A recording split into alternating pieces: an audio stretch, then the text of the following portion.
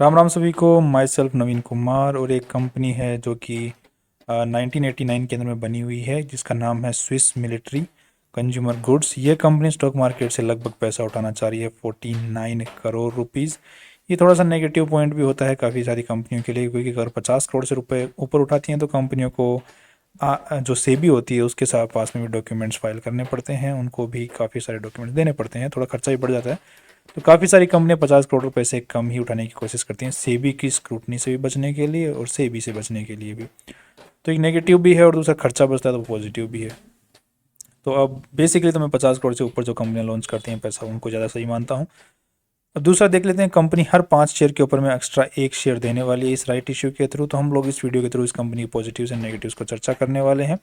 यहाँ पे जिसकी भाई के पास में 9 अगस्त को, तो जो भी अगर भाई को 9 अगस्त को सही शेयर्स अपने डीमेट अकाउंट में, तो 8 अगस्त से पहले खरीद ले, तो 9 अगस्त को जिस भी भाई के शेयर अकाउंट में 5 शेयर्स होंगे उसको 1 शेयर एक्स्ट्रा मिलेगा, और जो एक्स्ट्रा मिलने वाला है उसका उसको पेमेंट करना पड़ेगा 12 रुपये 5 पैसे के 50 पैसे के हिसाब से। वो कैसे पेमेंट किया जाता है उसका हमने डिटेल्ड वीडियो डिस्क्रिप्शन में बनाया हुआ है, डिस्क्रिप्शन में उसका वीडियो का लिंक है। नेक्स्ट अगर देखते हैं कि कंपनी पैसा क्यों उठा रही है, तो इसका अभी तक कंपनी ने कोई रीज़न अभी बताया नहीं है। रीज़न आएगा रिसेंटली जब हम भी आपको बता देंगे। दूसरा, जो भी भाई को एक्स्ट्रा शेयर्स नहीं चाहिए जो मिलते हैं तो उनको वो बेच सकते हैं। यहाँ पर जो एक डेट जारी करती है कंपनियाँ, डेट ऑफ रिनोशिएशन, तो उस डेट से पहले पहले बेच दें तो ज़्यादा बेटर ऑप्शन रहता है। यहाँ पर अभी इश्यू की ओपनिंग डेट है, क्लोजिंग डेट है, रिकॉर्ड डेट है और रिनोशिएशन की डेट यहाँ पर अभी नहीं आई है। तो रिनोशिएशन की डेट आपको अगर डिस्क्रिप्शन के अंदर भी आपको लिंक दे दूंगा डायरेक्ट, यहाँ पर आप जाके आके चेक कर सकते हैं। तो यहाँ पर एक डेट आएगी, उस डेट से पहले बेच दें।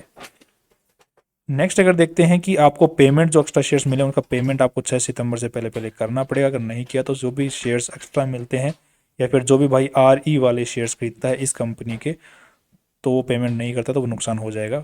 अकाउंट में से शेयर्स चले जाएंगे, पैसे भी चले जाएंगे, शेयर्स चले जाएंगे, बेसिकली बात ये है। तो जो शेयर्स में पैसा लगा है वो भी चला जाएगा। नेक्स्ट अब देख लेते हैं कंपनी क्या कर रही है आज के दिन, कंपनी क्या पैसे लगाने लायक है। तो क्योंकि एक्स्ट्रा शेयर्स अगर हम लोग लेते हैं तो हमको पेमेंट करना पड़ेगा, पेमेंट करना पड़ेगा तो एक्स्ट्रा शेयर्स और पैसे लगेंगे, पैसे लगे लेने लायक भी है कंपनी। तो उसकी बात करते हैं तो यहाँ पे 550 करोड़ रुपए की कंपनी है, राइट। और आज के दिन कंपनी जो है मार्केट, जो गुड्स कंज्यूमर गुड्स जो प्रोडक्ट्स होते हैं उनकी ट्रेडिंग का काम करती है, मैन्युफैक्चरिंग का काम नहीं करती, ट्रेडिंग का कहीं और से खरीदती है बेचती है। तो स्विस मिलिट्री कोई ब्रांड है, इसके प्रोडक्ट्स जो हैं कंपनी बेचने का काम करती है। अपने जो भी तरीके होते हैं उनके, जो पोर्टल्स होते हैं जैसे दुकानें होती हैं उनके थ्रू, ई कॉमर्स के थ्रू, अमेजोन, फ्लिपकार्ट, मिंत्रा, ये जो ई कॉमर्स हैं इनके थ्रू।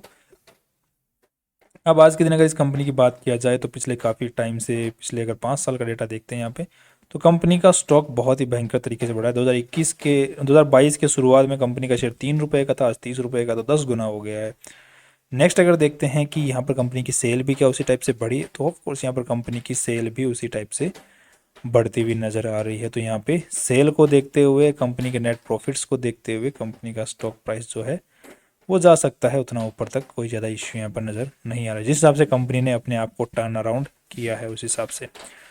नेक्स्ट अगर देखते हैं अब क्या कर रही है कंपनी, तो यहाँ पे कंपनी की जो पैसा लगा हुआ उसमें कोई लोन वोन तो है नहीं, सारा पैसा इन्वेस्टर्स का पैसा है, राइट। जो कंपनी के जो इन्वेस्टर्स से जो पैसे उठा रही है कंपनी, रेगुलरली उठा रही है। 2022 में इन्वेस्टर से पैसे उठाए, फिर 2023 में कंपनी ने इन्वेस्टर से पैसे, 2024 में फिर से उठा रही है। तो हर साल कंपनी इन्वेस्टर से पैसे यहाँ पर उठा रही है। और वो पैसा लगा कहाँ रही है, तो उसके पीछे कंपनी ने, यहाँ पे अगर बैलेंस शीट को चेक करते हैं तो आज के दिन 31 करोड़ रुपए का तो कंपनी पर ट्रेड रिसीवेबल, जो कि पिछले साल के मुकाबले लगभग 16 करोड़ रुपए बढ़ गया। तो कंपनी ने पिछले साल में क्या 16 करोड़ रुपए नेट प्रॉफिट कमाया है, तो यहाँ पे ग्रोस प्रॉफिट भी 16 करोड़ कंपनी ने नहीं कमाया, नेट प्रॉफिट तो सिर्फ 8 करोड़ ही कमाया है। तो कंपनी ने जो पैसे कमाए हैं वो पैसे भी कंपनी के पास में रिकवर नहीं हुए हैं, उनका जो ट्रेड रिसीवेबल रह गया इसका मतलब उधारी रह गई है। तो 16 करोड़ की उधारी रह गई है, 181 करोड़ रुपए का माल बेचा जिसमें 16 करोड़ की उधारी रह गई और 9 करोड़ रुपए कंपनी ने नेट प्रॉफिट कमाए हैं। ये थोड़ा सा एक नेगेटिव पॉइंट हो जाता है। किस तरीके से, मान के चलिए कि आपने 100 रुपये का माल बेचा, आपने उस पर कमाई तो की 10 रुपये की और उधारी रह गई 20 रुपये की, राइट। तो अब होगा क्या, तो अब आपको और माल बेचने के लिए आपके पास में 80 रुपये हैं, अब 100 रुपये का माल बेचने के लिए आपको क्या करना पड़ेगा, 20 रुपये का और लोन लेना पड़ेगा। तो पिछले साल तक का ही माल बेचने के लिए आपको 20 करोड़ का लोन लेना पड़ रहा है, तो यहाँ पे आपको इंटरेस्ट पे करना पड़ेगा लोन के ऊपर में। तो आपके नेट प्रॉफिट जो पिछली बार 10 रुपये थे, अब इस बार तो वो 5 रुपये रह जाएंगे। इस तरीके से फिर कंपनी नेगेटिव में जाना स्टार्ट हो जाती है। तो ये एक काफ़ी नेगेटिव पॉइंट कंपनी के लिए बन जाता है। कंपनी का ट्रेड रिसीवेबल्स जो है कंपनी के नेट प्रॉफिट से भी ज़्यादा जा रहा है। दूसरा, कंपनी के ऊपर पास में कैश अच्छा खासा पड़ा हुआ है, दैट्स वेरी गुड।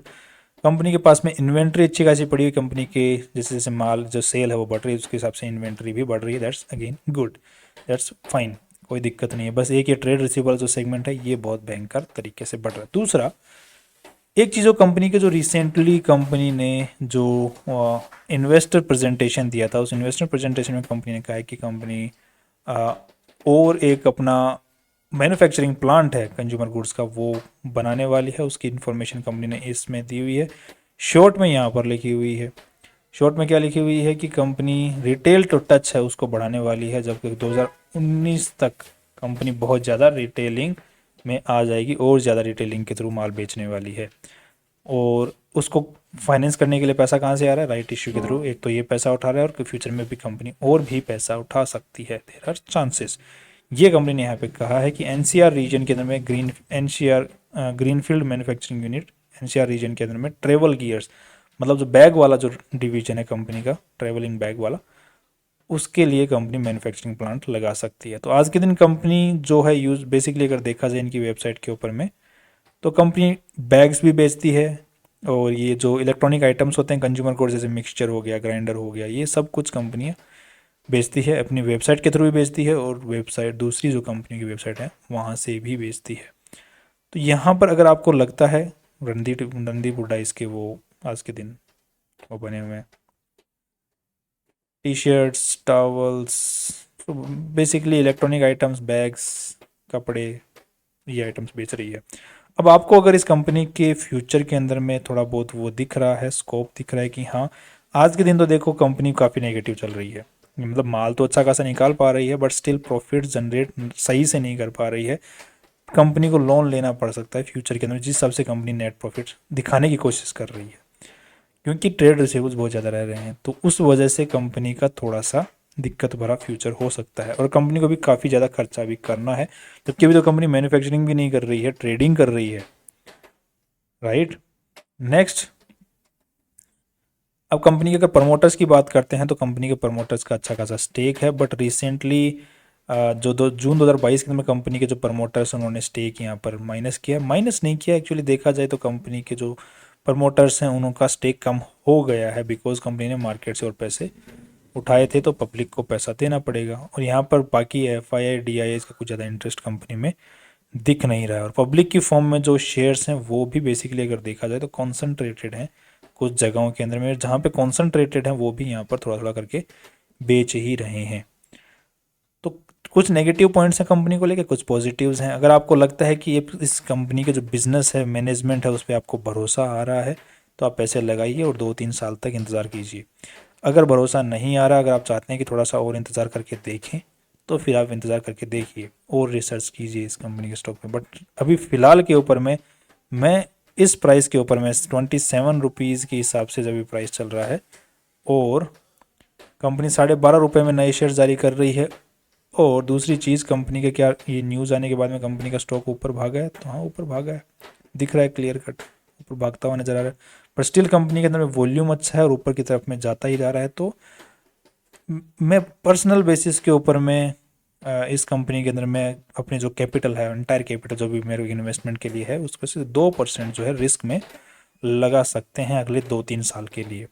रिस्क लिया जा सकता है क्योंकि कंपनी जो सपने दिखा रही है अगर वो सच हो जाते हैं सपने, तो एक बेनिफिट कंपनी को देखने को मिल सकता है, क्योंकि स्विस मिलिट्री एक थोड़ा सा ब्रांड नेम काइंड ऑफ भी लग रहा है देखने के अंदर में, अच्छा नाम है ये काइंड ऑफ, तो लोगों को भरोसा आ रहा है ब्रांड नेम के अंदर में।